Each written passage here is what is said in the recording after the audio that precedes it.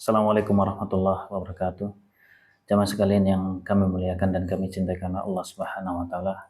Alhamdulillah, pada kesempatan kali ini kita akan membahas sebuah tema yang tentunya tema ini sangat penting bagi kita semua, dan tema ini merupakan tema yang sangat ditekankan di dalam agama kita, yaitu hal-hal yang berkaitan dengan sholat kita.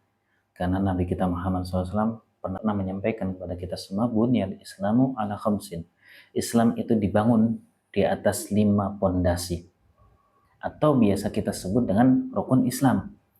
Apa yang pertama? Yaitu yang pertama adalah syahadati alla ilaha illallah wa anna Muhammadar Rasulullah.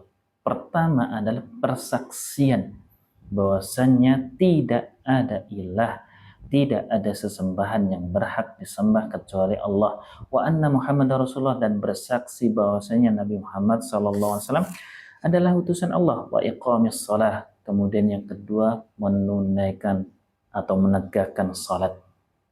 Disebutkan di sini salat dalam urutan yang kedua, wa iqamis shalah, menegakkan salat, wa ita'is zakah, dan menunaikan zakat, wa shaumi Ramadan, berpuasa Ramadan, wal haji. Kemudian yang terakhir adalah haji. Ini yang bisa kita sebut di dalam masyarakat kita yaitu rukun Islam. Dan rukun Islam ini ada 5. Salat memiliki kedudukan yang sangat penting, dan ini adalah ibadah yang berulang-ulang dalam keseharian kita, berulang secara sebanyak 5 kali. Dan ini merupakan sebuah tugas kita semua, karena kita diciptakan oleh Allah Subhanahu wa taala, tujuannya adalah untuk ibadah, untuk beribadah kepada Allah Subhanahu wa taala. Kata Allah Subhanahu wa taala, wa ma khalaqtul jinna wal insa illa liya'budun. Tidaklah aku ciptakan jin dan manusia kecuali untuk apa? Tugasnya untuk beribadah kepada Allah Subhanahu wa taala.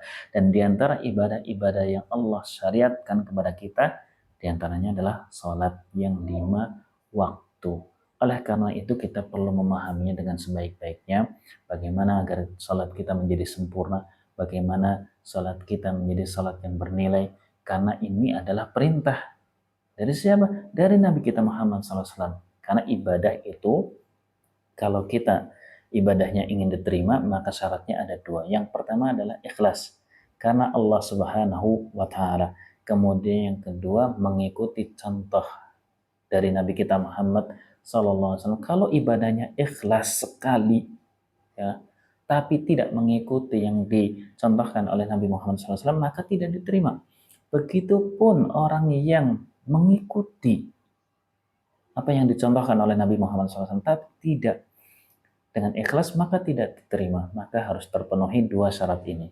Kalau ibadah kita ingin diterima, maka harus terpenuhi 2 syarat ini, yaitu ikhlas, dan yang kedua adalah mengikuti Nabi Muhammad SAW.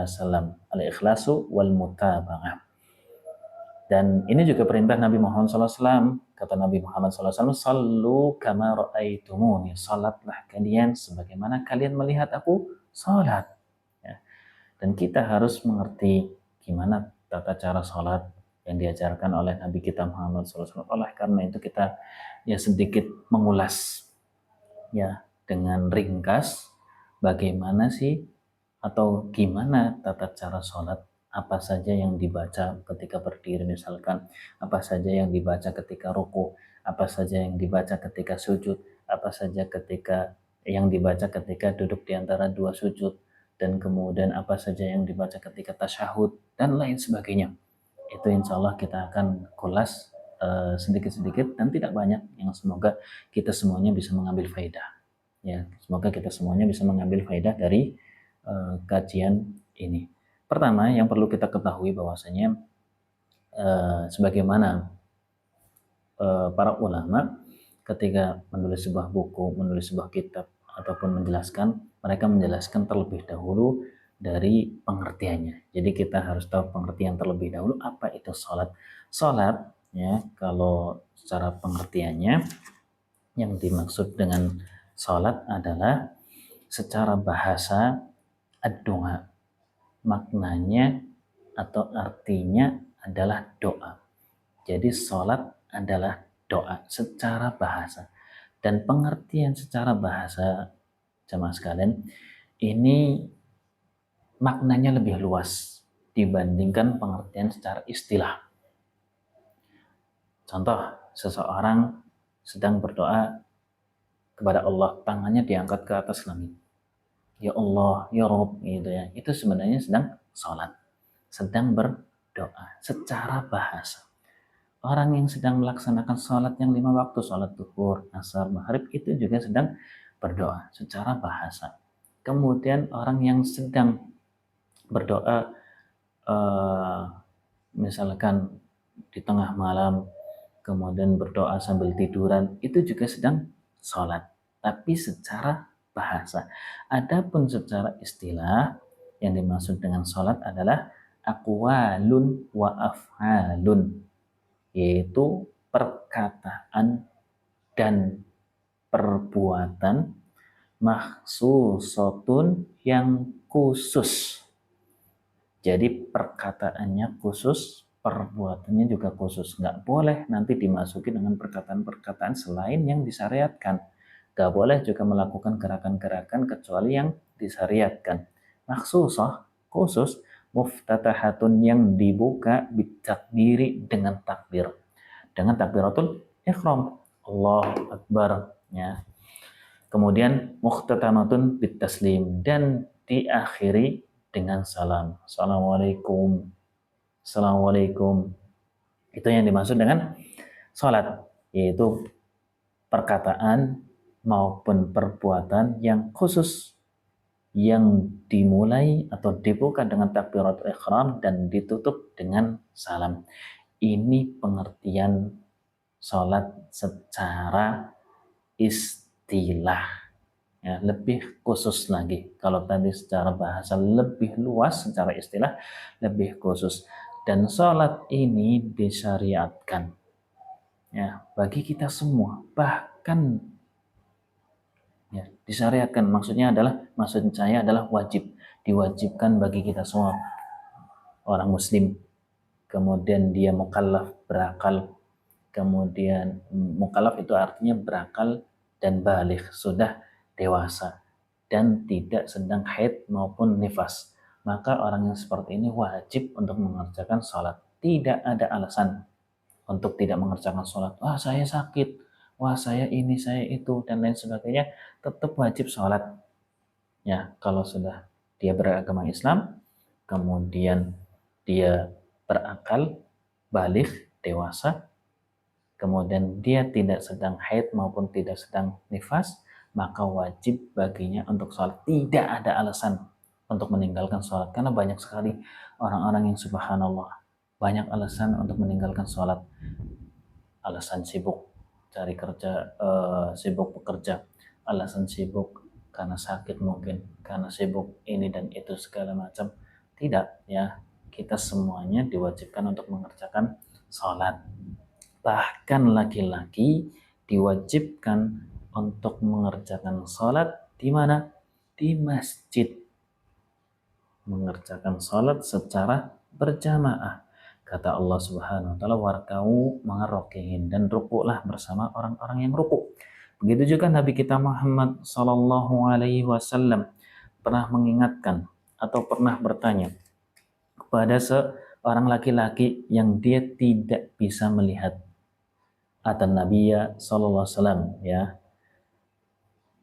rajulun a'ma, ada seorang laki-laki yang dia menemui Nabi Muhammad SAW dan dia laki-laki tersebut tidak bisa melihat. Faqala, maka kemudian dia berkata, ya Rasulullah, wahai Rasulullah, wahai utusan Allah, innahu laysa li qa'idun yaquduni ilal masjid. Aku itu enggak punya orang yang menuntunku untuk ke masjid karena dia enggak bisa melihat. Fasa'ala Rasulullah sallallahu alaihi wasallam an yurakhisa lahu. Maka dia bertanya kepada Rasulullah, untuk apa tujuannya? Untuk minta keringanan, minta rukhsah, biar bisa sholat di rumah. Karena dia gak punya orang yang menuntunnya ke masjid. Fayusalli fi baitihi farakhasa lahu. Kemudian Rasulullah pun memberikan rukhsah, memberikan keringanan terhadap orang tersebut. Ya, boleh karena dia tidak bisa melihat dan tidak ada yang mengantarnya untuk ke masjid. Kemudian falamma walla, ketika Nabi Muhammad SAW membiarkannya, da'ahu, ya, lalu memanggilnya lagi. Faqala, hal tasma'un nida bis salah? Apakah kamu mendengar panggilan salat? Apakah kamu mendengar panggilan adzan? Qala, na'am. Maka orang tadi yang tidak bisa melihat, na'am, ya, saya mendengar adzan wahai Rasulullah. Qala, fa'ajib. Maka kemudian Rasulullah pun mengatakan kepadanya, fa'ajib, maka penuhilah.